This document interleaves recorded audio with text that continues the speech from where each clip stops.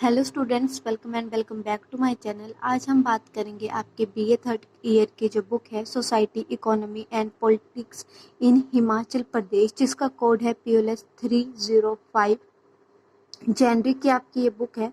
बात करते हैं इसके सिलेबस की, तो यूनिट 1 में आपको आता है लेसन नंबर 1 एंड 2। यूनिट 2 में आता है 3, 4, 5, 6। यूनिट 3 में 7 एंड 8 और यूनिट 4 में 9, 10, 11। बात करें फर्स्ट यूनिट की, तो जो आपका सेकंड लेसन है वो थोड़ा कम लेंथी है। अगर आप सेकंड लेसन को अच्छी तरह से कवर कर लेंगे तो आपके 10 नंबर जो है वो इजीली कवर हो जाते हैं। बात करते हैं यूनिट नंबर 2 की, तो यूनिट नंबर 2 में आते हैं आपके लेसन नंबर 3, 4, 5 एंड 6। तो आप इनमें चारों लेसनों में से कोई भी 3 लेसन कर सकते हैं। 4, 5, 6 काफ़ी इजी हैं और अगर आप इनको कर लेते हैं तो आपके 15 नंबर जो होते हैं वो कन्फर्म हो जाते हैं। यूनिट 3 की अगर हम बात करें, तो यूनिट 3 में आते हैं आपके लेसन नंबर 7 एंड 8 लेसन। तो इसमें से जो 8th लेसन है वो मैं आपको कवर करने की सलाह दूंगी, क्योंकि 8 लेसन जो है वो थोड़ा इजी आता है, थोड़ा कम लेंथ है। यूनिट 4 की बात करें तो यूनिट 9, 10 और 11 लेसन आते हैं। 11 लेसन थोड़ा सा लेंथी है, but on the same time important भी उतने हैं। तो आप या तो 9, 10 और 11 लेसन में से 9, 10 कवर कर लीजिए, या 11 के 2 क्वेश्चन या 3 क्वेश्चन कवर करने की कोशिश कर लीजिए, क्योंकि इससे पेपर में प्रश्न जरूर आएगा। बात करते हैं यूनिट नंबर 1 के इम्पोर्टेंट क्वेश्चन की। हिमाचल राज्य के निर्माण की राजनीति की का विवेचन कीजिए। दूसरा क्वेश्चन है, हिमाचल प्रदेश का उल्लेख करते हुए स्वतंत्रता संग्राम में इसके योगदान का वर्णन कीजिए। Very important question.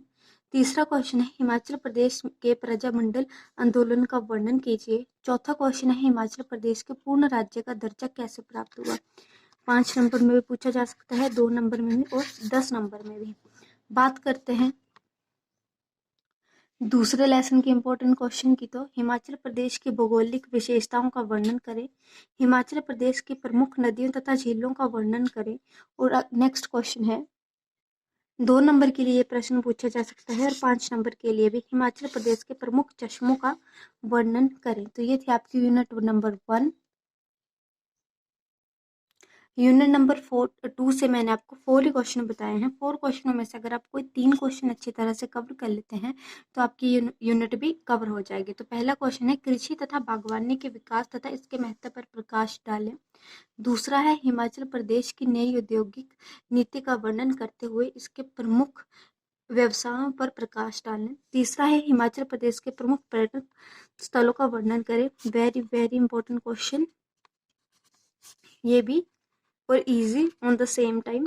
Himachal Pradesh के प्रमुख जल विद्युत परियोजनाओं का वर्णन करें तथा महत्व पर प्रकाश डालें। यूनिट नंबर 3 की की तरफ अगर हम बढ़े, तो यूनिट नंबर 3 से मैंने आपको सिर्फ 2 ही क्वेश्चन बताए हैं, और ये दोनों के दोनों क्वेश्चन में से एक क्वेश्चन पेपर में 10 नंबर का पक्का ही आएगा।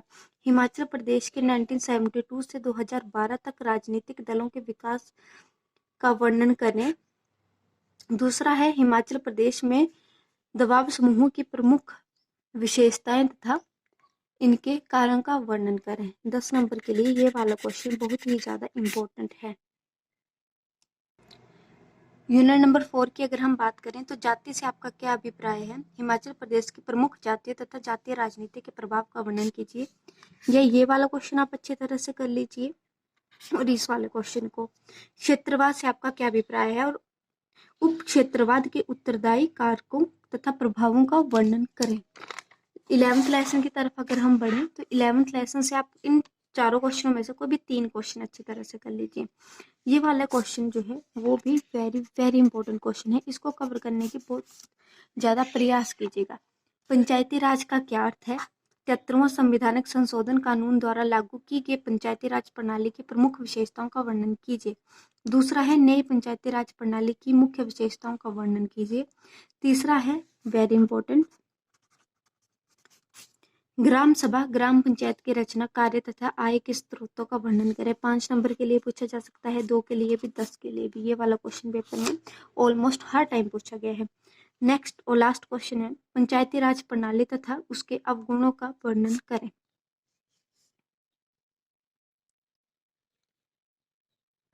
अगर आपका कल पेपर है और मैं अगर आपको सुझाव दूं कि आप कौन कौन से क्वेश्चन अच्छी तरह से कवर कर लीजिए, कौन कौन से लेसन, तो लेसन नंबर टू, फिर आता है आपका लेसन नंबर 4, 5 और 6, या 4 और 5 और 6 कर लीजिए। 8th लेसन, 10 और 11 लेसन, इनको अगर आप अच्छी तरह से कवर कर लेते हैं तो आप कन्फर्म पास हो जाएंगे।